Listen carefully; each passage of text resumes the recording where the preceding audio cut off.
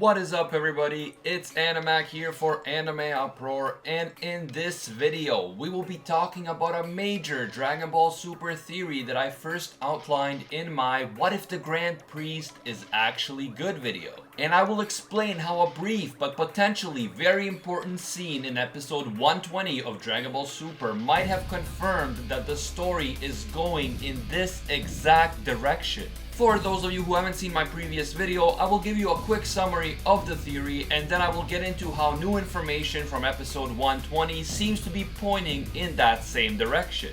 If you enjoy the Dragon Ball Super content on this channel, leave a like to let me know. If you're new, don't forget to subscribe and hit that notification bell. And by the way, this coming Saturday, we're going to have a sort of Christmas / end of the year Twitch Discord party on our Twitch and Discord. So if you want to join us for that, play some party games, watch some Dragon Ball Super, links are in the description. And we are now posting daily on our Instagram account. So if you use Instagram, feel free to follow us. And now let's get into it. Many fans have speculated that because Zeno, and of course future Zeno, behaves so childishly, and yet the Grand Priest seems so calm, calculating, and highly intelligent, then the Grand Priest has to be evil and manipulating Zeno. If you just search the words Grand Priest Evil in a YouTube search, you will find a lot of videos speculating about how the Grand Priest is a villain, about how he is manipulating the Omni King into erasing the universes but not erasing the angels because he wants to free the angels, at least some of whom, if not all of whom, are his children, from serving as assistants or attendants to the gods of destruction. Some have even suggested that the Grand Priest's wife and the mother of the angels might have been erased along with the other 6 universes that Zeno erased when he got angry even before the Tournament of Power began.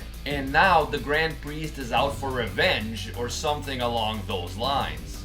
However, my theory was that even if the Grand Priest is manipulating the childish Zeno, he could be doing it for a good cause. He could be doing it to teach Zeno an important lesson about life, death, and the consequences of his actions.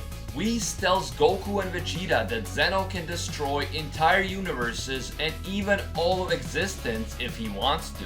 And he also tells them that there used to be 18 universes altogether, but Zeno destroyed 6 of them just because he was in a spoiled mood.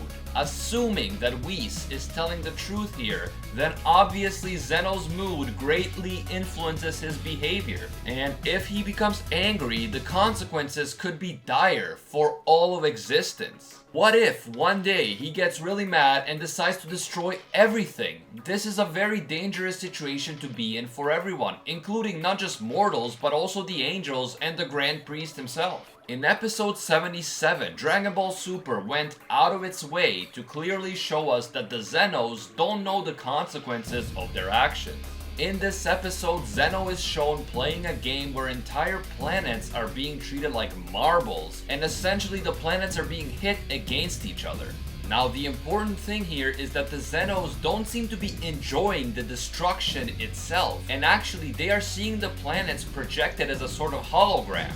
This means that they are not seeing the actual destruction that the game is causing in the real world, which implies that the Zenos are not sadistic and don't destroy just because they like to. Instead, Zeno simply thinks that he is playing a game and he doesn't fully understand what the consequences of this game are. So it's not that Zeno is evil, but he simply doesn't relate to mortals and their suffering because he is so far above them. He is in another realm. And yet, even though Zeno isn't evil, if he thinks that all of existence is just a playground for him and he doesn't understand the consequences of what he is doing, then all of existence is still in danger of him doing something rash. Even though he isn't evil, Zeno could, in a fit of anger, do something like erase all of the universes, all of existence. Again, not because he is a villain, but because he is so innocent that he doesn't understand what he is actually doing.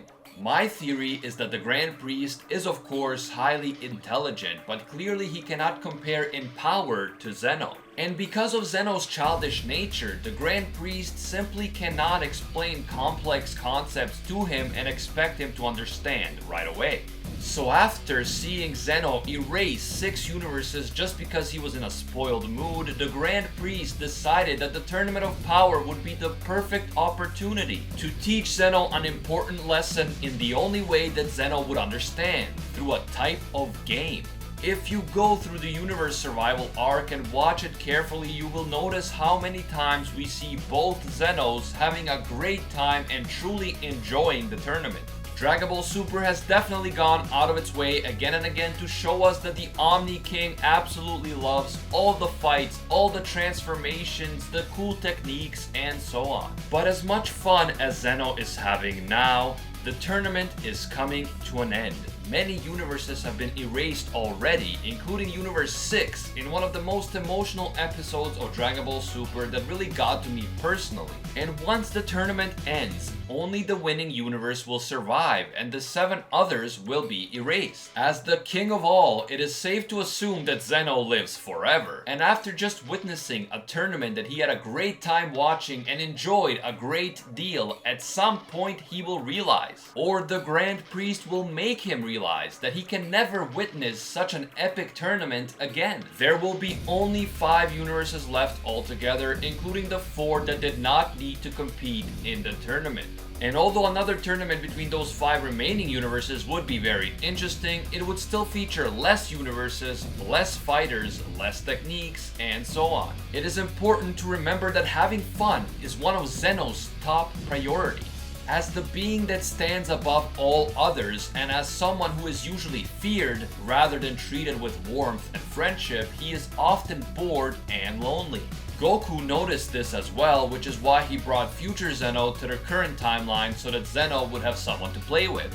So if Zeno values playing and having fun above all else, and if the Tournament of Power was so much fun for him and way more fun than anything else we've seen him do in the entire series, then how do you think he will react at the prospect of never being able to have fun in this same way ever again? This is where episode 120 comes in. In a quick but important scene, we see the Zenos looking at the God Pad and they notice how many fighters have already been eliminated. At this point they say, "Soon it'll be over," and they both look clearly worried and disappointed for a moment. At this exact moment, the Grand Priest steps in and he reassures the Zenos that now is the time when the Tournament of Power's real thrill begins, as the fighters from the top 3 universes face off against each other. And while it is true that we still have a lot of action ahead of us, including the final showdown with Jiren, the fact remains that Zeno lives forever. Once the tournament ends, he may be satisfied for a while, but to never witness such a fun tournament again for all of eternity and to simply go back to playing marbles with planets seems like something Zeno will not want to do.